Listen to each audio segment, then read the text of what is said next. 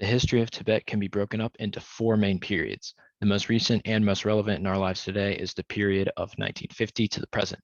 In 1950, China forcibly invaded Tibet and removed their independence.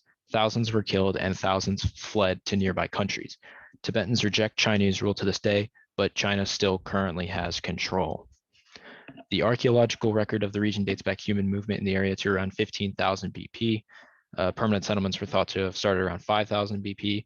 Archaeological artifacts found include rock art, rock paintings, burial sites, stupas, stone inscriptions, wooden plates, handwritten manuscripts, religious art, and tombs of old Tibetan kings. Tibet is a large region on the southwest side of China. It is on a plateau surrounded by enormous mountain masses. These, of course, are the Himalayas. There are many large lakes in the region, as well as thousands of different plant and animal species that call the region home.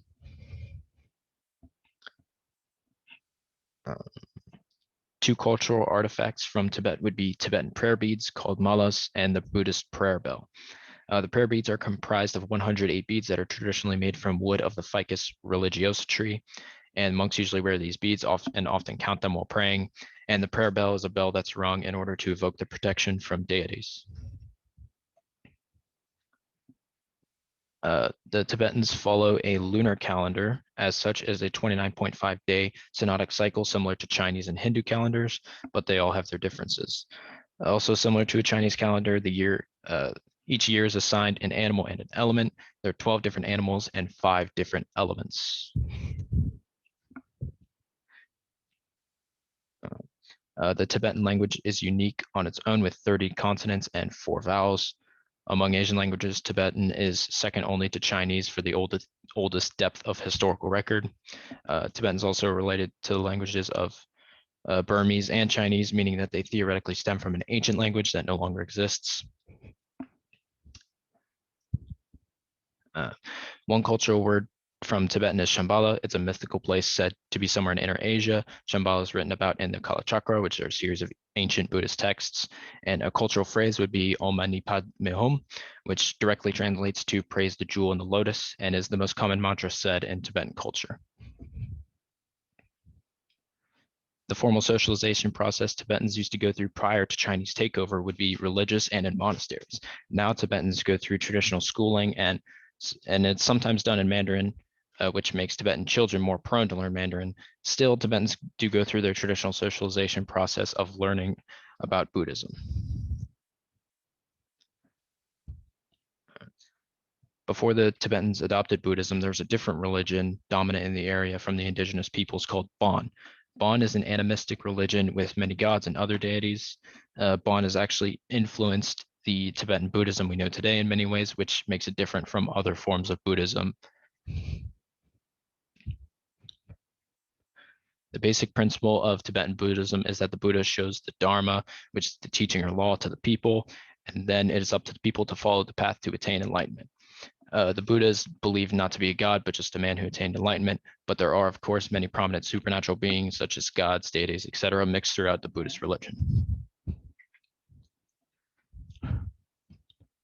The Dalai Lama is the spiritual leader of the Tibetan Buddhist people. The current Dalai Lama is Tenzin Gyatso. He's the 14th Dalai Lama and was born in 1935.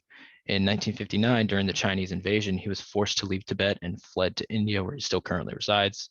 He's spoken all over the world and even won a Nobel Peace Prize in 1989. Historically, the Tibetan peoples, like all native peoples, were foragers. Throughout history, they utilize elements of horticulture as well as pastoralism. Today, the subsistence is a mix of farming and raising livestock, but there has been a push in recent decades to try to intensify the farms for selling purposes, which would make them more like an intensive agricultural society. There are many popular foods and traditional foods that come out of Tibet. Perhaps the most well-known would be tsampa, which can be seen on the right. Tsampa is just a simple barley flour, and the most well-known popular drink would be butter tea, which can be seen on the left, and butter tea is just tea made with yak butter and salt.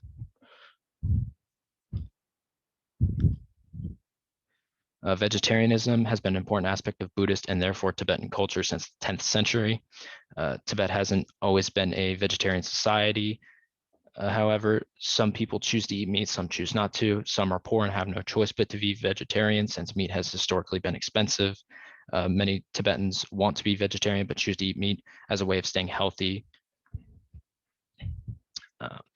While Tibet used to be a non-market economy since the Chinese invasion, they have been transitioning to a market economy. China introduced ways for industrialized farms to flourish, such as heavy machinery, chemical fertilizer, and other techniques. Many factories have been built in Tibet, meaning jobs and income have increased as well, and as well as trade. Historically, Tibetan art has been entirely religious. Tibetans use art to depict both human-like beings and creatures, and many times are supernatural or mythological. A very common piece of art is a thangka, which is a wall scroll painting, and art has a large role in their religion.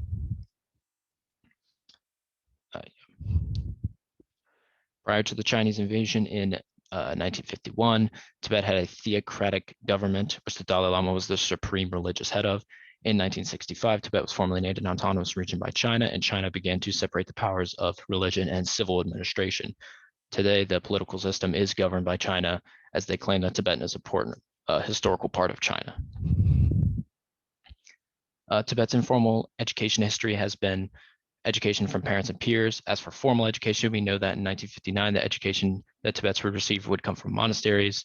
They, of course, would teach Buddhist scripture and ideas, but they would also teach literacy. As for after the Chinese invasion, there are now public schools that are established that Tibetan children go to.